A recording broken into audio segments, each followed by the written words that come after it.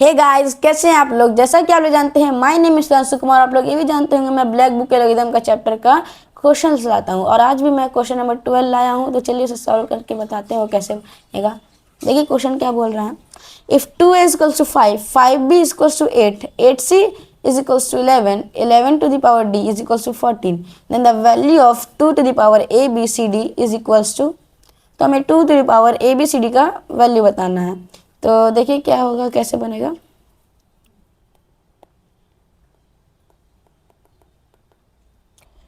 हम लोग पहले ये वैल्यूज को लिख लेते हैं। पहले 2 is equals to 5, 5 b is equals to 8, 8 to the power c is equals to 11 और 11 to the power d is equals to 14।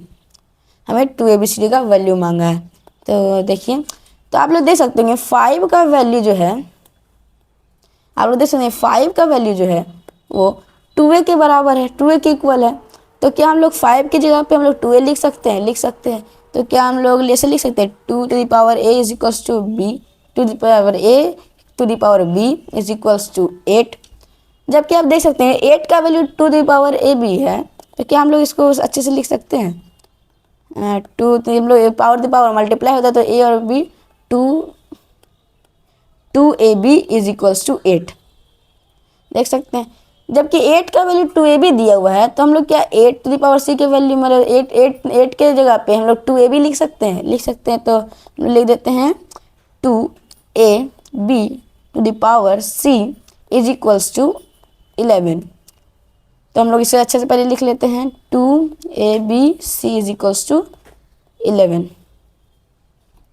जबकि 11 का वैल्यू 2abc है तो हम लोग 11 के जगह पे 2abc लिख सकते हैं। लिख सकते हैं तो आप लोग देख सकते हैं 2abc to the power d is equals to 14।